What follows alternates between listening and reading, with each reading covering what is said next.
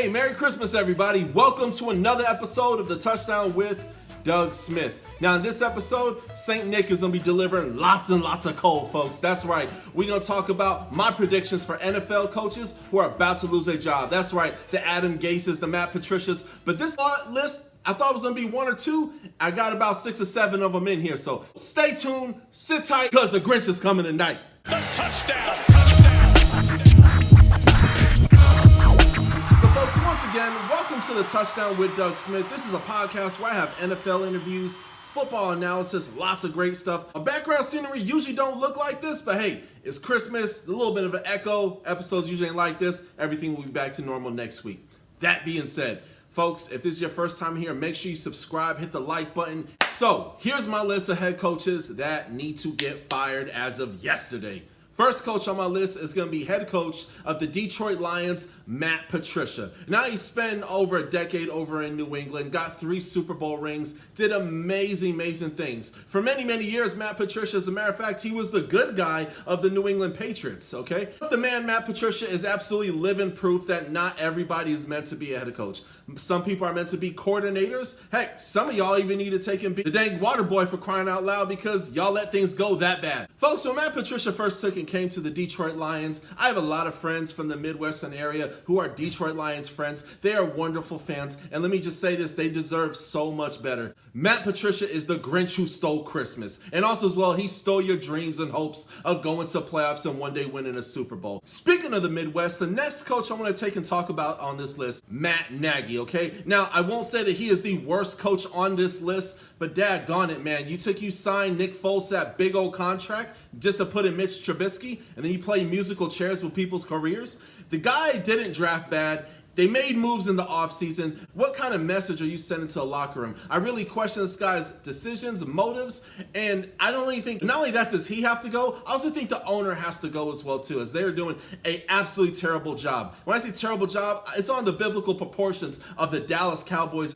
That being said, this guy got to go. He can't pick a quarterback. They don't know their identity on offense. Defense, hey, they have some ballers, and they were able to have a few upsets years, which is awesome. But this should have been a winning season. They have a lot of the tools, and they were supposed to capitalize from last year. This being his 3rd season, the guy just showed that, hey, he's not meant to be a coach in the National Football League. Back to being a coordinator. Doug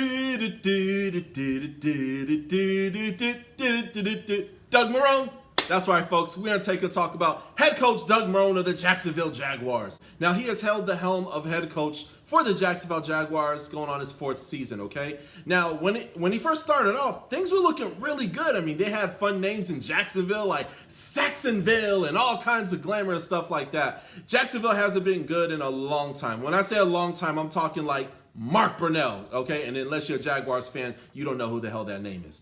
Folks, Doug Marrone is making a lot of questionable decisions. Everything from who is his quarterback, identity of the offense, the defense, letting go of some of the biggest names in the NFL, Leonard Fournette, Jalen Ramsey, so forth. Folks, since this is Christmas, and if we're talking snowstorms, he is the black ice to everybody's winter, especially if you're a Jaguars fan. The guy has to go. They need to get rid of him, the owners, everything. Everything is a mess in Jacksonville. You sell the public on Gardner Minshew. He starts to get great commercials and starts to get a bit of a following. Shows a lot of promises. Somebody who could probably hold down this team, but they have done absolutely nothing to get him protection on the O-line. They drafted some very good offensive weapons, but the rumor has it is that, hey, they're going to be tanking for Trevor this year, Trevor Lawrence. So I feel bad whoever is going to take and be the next coach of the team next year. I say that because it's a mix of players who absolutely hate being there, and a mix of young, promising players who could have a very long, lucrative career in the National Football League. That being said, I have Doug Marrone next on my list to be fired. Next coach on my list, and probably the absolute worst coach on this list. Folks, you already know what it is. I don't even know if I should even say his name. Head coach Adam Gase. Folks, what a train wreck this guy is.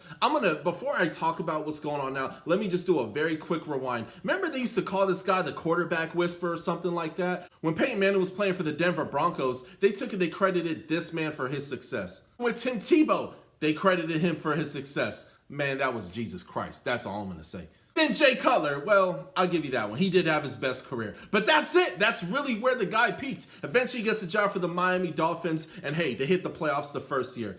That being said, I don't know what went wrong with Adam Gase. At one point in time, he looked very good, very promising, but the media tends to take and hype up things. SportsCenter, ESPN, First Take, NFL Network, all these different shows, they tend to take and hype up things, okay? This guy, not only does he have the eyes of a serial killer, as you see on the picture right here, the guy is absolutely terrifying. And the guy has done nothing to take and help out the Jets. Right now, he's the head coach of the New York Jets. And you talk about the underdevelopment of a young NFL future star like Sam Darnold. And then there was a recent controversy with Jamal Adams taking and heading over to Seattle. So the locker room is cancerous. Everything about the New York Jets is cancerous. The Gang Green, man, I think they need to take that jet and go over to England and start a team somewhere else. That's how bad Coach Gase. It's not just his fault. There's a lot of other coaches who are going to be getting purged this offseason. But yes, Coach Gase, sir, you are number one on the list. All right, folks, and then the next two coaches on this list are honorable mentions, okay? There's a possibility they may not actually get fired. But the first person I want to take and say is head coach Doug Pederson of the Philadelphia Eagles, okay? Now, last two seasons before this one, they were 9-7. This year, wow, they are bad. Now, the guy is not a bad coach at all. I mean, from his days of being a backup to Dan Marino to his time in Kansas City. And, of course, he won the first ever ring for the Philadelphia Eagles, okay? He's done a very good job, but the drafting has been very, very bad. And I feel like it's a little bit of a power struggle between Howie Roseman. That being said, the Eagles this year, this has been a year for the NFC East like any other, okay? Every team in the division is bad. It's literally the cripple fight of South Park. I mean, you don't know who the heck is going to win. Everything is terrible. That being said, I do take and see that Doug was trying to save his job with the benching of Carson Wentz and even trying to take and start Jalen Hurts. And hey, Jalen Hurts is playing pretty good. If he does take and stay another year, it's going to be because how Jalen Hurts finishes these last two games of the season. But please don't hold your breath. Doug Pederson very well could be on this list of who's getting X'd out. On this list, and also as well my final honorable mention, and there's only two, is Doug Pederson. And of course, I gotta take and unfortunately add Anthony Lynn. Now, I love Anthony Lynn as a person. I mean, you saw the work that he's doing in Africa and throughout the country, the work he's done with young men. We saw the clip of Rex Ryan crying on ESPN on how great Anthony Lynn is. Well, we got to take in question how great of a coach he is, because at the end of the day, W's mean everything. Now, Justin Herbert. Wow, he might. Now, we didn't get to the ESPYs yet, but listen, this man might actually win Rookie of the Year. The guy is a phenomenal star. He's not just playing good for a rookie, he's playing good for an NFL quarterback with fearless abandon. I feel like he needs another year. I feel like he needs one more year just to see if this is potentially a good fit for him. Because what's going to happen is there's going to be a whole bunch of new coaches in the mix. You may see Matt Nagy take and go to another team. You may take and see Doug Pederson go to another team because, hey, they've shown that, hey, maybe they can be a little bit successful here. But that taken and be, Coach Gase, he needs to be a coordinator or just serve lemonade. Anywho, we need to take and see another year from Coach Anthony Lynn. I'm going to end on a positive note there because the guy knows that he can draft very, very well, but they need an O-line, okay? And they get hit with an abundance of injuries. And there's been some bad play calling as well, too. So Coach Anthony Lynn does have to take responsibility at the end of the day. But that being said, folks, that's it for all my coaches. The coaches that I took and I chose today was Anthony Lynn, Doug Marrone, Doug Pederson, Matt Nagy, Matt Patricia, and the serial killer himself, head coach Adam Gase. Folks, thank you so much for watching another episode.